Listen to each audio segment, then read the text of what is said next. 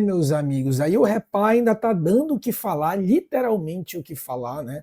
E eu acho, né, por isso que o título aí do nosso vídeo aqui, Dinheiro e Soberba não vence clássico, porque eu acho que sim, o Paysandu não só ganhou tecnicamente, e a gente já fez a análise técnica, né, do pré-jogo, quem não viu ainda, posso deixar o card aqui, ou então só procurei no canal que vocês vão ver, né? Mas o futebol, galera, né, como a gente sabe, ele também é decidido extracampo. Claro que a técnica vai sempre prevalecer, eu sempre digo assim, que o futebol é como se fosse uma empresa, né? Cujo sócio majoritário é a técnica, ou seja, são os jogadores, e esse sócio majoritário detém 50% das ações. Então, o principal é o sócio majoritário. No entanto, algumas outras ações, né, vamos dizer assim, alguns outros sócios que detêm a minoria dessas ações aí, eles são importantes sim, porque formam um conjunto dos outros 49%. E no caso aí do Repar, a gente tem muita coisa extracampo, muita coisa. E eu queria bater um papo aqui bem rápido com vocês, depois eu queria saber a opinião de vocês também, né? Bem, o que a gente vê no rival, né? A gente vai falar primeiro de dinheiro, depois a gente fala de soberba, né? A gente vê no rival, há uns 10 meses atrás, o rival era um time que estava recém-caído da Série B, estava na lanterna da Série C. Então, em menos de 10 meses, você observa um clube com um executivo de um time, de um ex-executivo do time mais rico da América Latina, que é o Flamengo. O primeiro time do Norte a ter um técnico europeu, com um salário aí que, de acordo com o DOL, é de 350 mil reais, né? Então, o que a gente vê aí, né? Muito claro, né? E a gente vê pelas palavras, inclusive, do executivo, ele disse que já ganhou tudo no Flamengo, né? Então aqui ele tá pelo projeto. Então, seguinte, galera, tá muito claro, a gente admitindo ou não, que o rival ele tem um projeto de se tornar um Fortaleza da vida, de se tornar um Atlético Paranaense da vida. E aí a gente vai dizer, mas aí, né, e começa a se levantar aquela teoria da conspiração, porque o dinheiro que está lá é o dinheiro X ou Y, não é o dinheiro. Assim, meus amigos, enquanto a gente não tiver prova, a origem do dinheiro é lícita, né? Se é ilícita, isso aí a gente só vai saber. É um caso de polícia, é um caso para o judiciário resolver. E aqui só um parênteses, tá, galera? Um cuidado aí, principalmente em rede social, cuidado ao falar as coisas. Porque lá é o dinheiro não sei da onde, é o dinheiro da cópia, é o dinheiro da. Né? Essas coisas a gente tem que ter prova, principalmente quando a gente fala na internet, né? Que fica tudo registrado. Então, a origem do dinheiro a gente vai admitir que é lícito até que se prove o contrário. Mas é muito claro que o rival tem um caminhão de dinheiro pelo executivo que contratou, pelo técnico que contratou e pelos jogadores que contratou. Né? Muito jogador que, inclusive, já foi campeão de Sul-Americana, né? Jogador que já jogou no Flamengo, já jogou em Atlético Paranaense, em clubes grandes aí do Brasil. Então, está muito claro que lá existe um projeto e com esse projeto existe um dinheiro. Mas a gente não vai olhar para o rival? Tem que olhar sim. Vamos parar com essa de queda? Não, tem que olhar. A gente tem que olhar. Por dois motivos. Primeiro, que eles são nossos rivais na Série B. Então tem que olhar. Então eles são igual o Criciúma, igual o Atlético Paranaense, igual o América, tem que olhar. E segundo, porque eles são nossos vizinhos geográficos. Bem, ora, se a gente tem, em tese, receitas parecidas, a gente tem torcidas parecidas, patrimônio parecido, e o rival está com um projeto grandioso, a gente tem que olhar para lá para tentar entender, né? E de alguma forma não ficar para trás. É assim que funciona a concorrência. Tá. Mas dito isso, e a despeito, e eu vou deixar para lá a discussão da origem do dinheiro, porque aquilo que eu falei, até que se prove o contrário, é um dinheiro lícito. Eu fiz todo esse preâmbulo para a gente voltar aqui para o clássico. Né? Vamos voltar aqui para o clássico.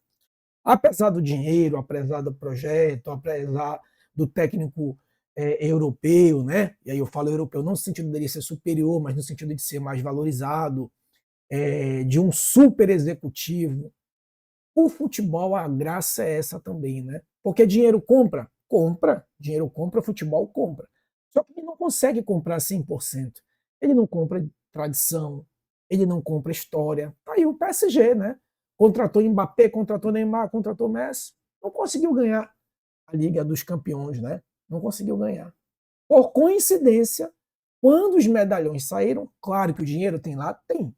Mas quando os medalhões saíram foi quando o PSG ganhou. E claro, o rival está muito distante de ser o PSG em comparação com a gente, né? Só dei um exemplo ao extremo para que a gente possa entender. Então, o dinheiro ele não compra tradição, né? E aí a gente entra na frase aí que vocês estão vendo do sábio, né?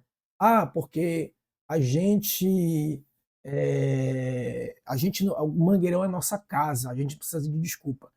Cara, é o seguinte, a gente teve muito jogador como Romário, Edmundo, o próprio Gabigol, que era um cara que falava muito, e isso é legal, é bom, principalmente no clássico, mas assim, Romário falava muito, foi artilheiro de uma Copa do Mundo, Edmundo falava muito, é ídolo do Vasco, o cara com mais gol no brasileiro, né, na edição de um campeonato brasileiro.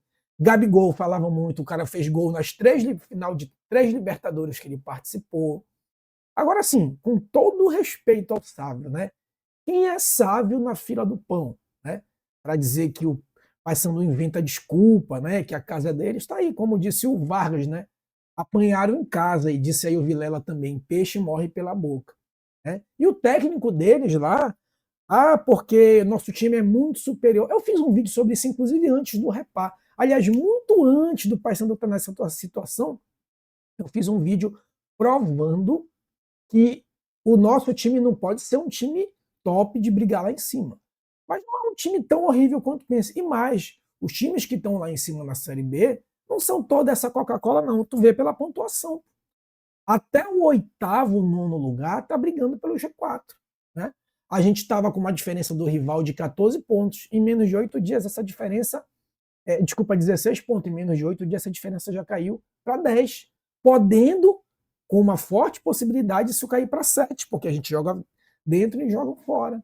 Então, não tem toda essa superioridade assim que falam. Né? Inclusive, o Matoso noticiou hoje, ele até citou a fonte, que acho que foi o Rui Guimarães lá da Rádio Clube, que no intervalo vazou uma conversa do vestiário do Remo de que o técnico do Remo, Antônio Oliveira, né, essa aqui é a fonte da Rádio Clube, né, e o Sábio falaram, a gente vai ganhar deles porque eles são o lanterna, né? Cara, isso mexe com o brilho de jogador, cara. Tu imagina, nós, seres humanos comuns, a gente já tem, né, um brilho, um ego super elevado. Tu imagina um jogador que a vida dele é competir, né? Então isso mexeu, isso ficou muito claro. Porque essa historinha aqui, futebol ganha dentro de campo jogando. Se ganha dentro de campo jogando, mas fora de campo, essas frases aí eu tenho.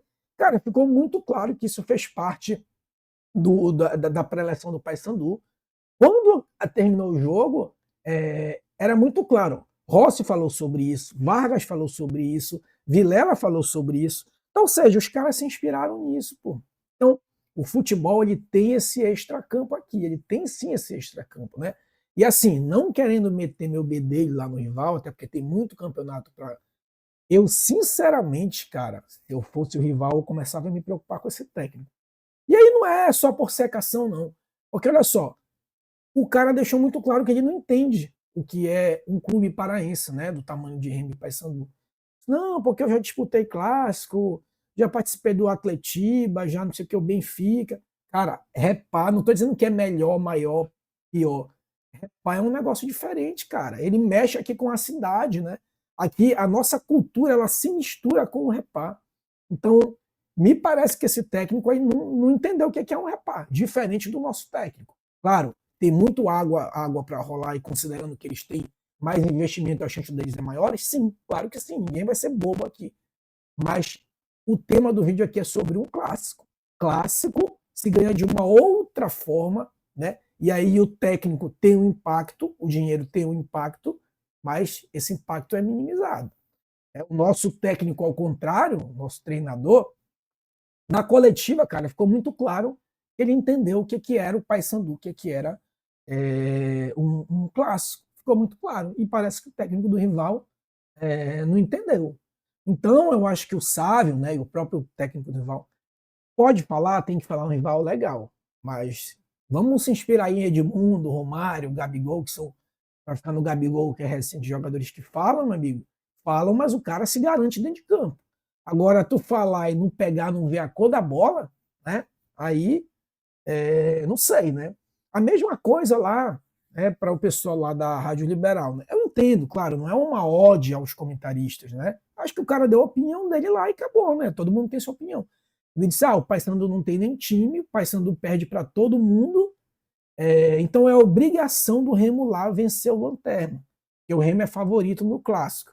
Na teoria, mas na prática. E aí é que eu fiz um vídeo sobre isso também, longo, né? Quem quiser ver aqui. Eu acho que ele se equivocou, eles se equivocaram. Porque se tu diz que clássico é clássico, então na teoria não tem rival. Desculpa, não tem favorito, né? E não só por isso, né? Aquilo que eu falei no outro vídeo. O Paysandu foi a primeira vez em que a gente tinha um time realmente descansado e disponível e reforçado.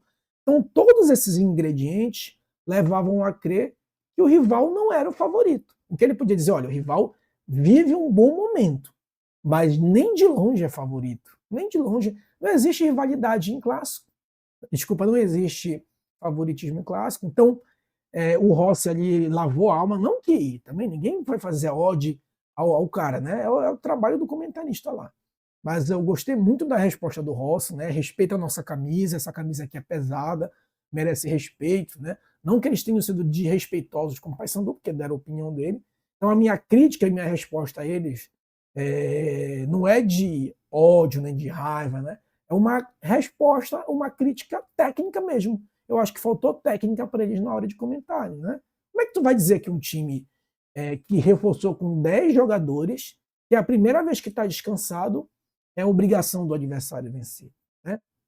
Então, seu Sávio, seu Antônio Oliveira, né? Respeita essa camisa aqui, como disse o Rossi. Respeita essa camisa aqui, né? Tem que respeitar. Nós somos bicampeão brasileiro, único time do Norte a participar da Libertadores, campeão dos campeões. Então, respeitar esse time, porque esse time aqui tem camisa. Beleza, galera? Bem, se chegou até aqui, gostou do canal, gostou do vídeo, dá aquela moral, dá aquele like, se inscreve aí. Pô, tô vendo que muita gente não é inscrito no canal, não custa nada, né? Se tá vendo na televisão, já para aí, sai, vai no celular, se inscreve, porque todo dia a gente tem vídeo aqui a partir das 18 horas. Então, o YouTube vai te notificar e tu já fica ligado por dentro aqui do Papão, beleza? Saudações bicolores e até a próxima.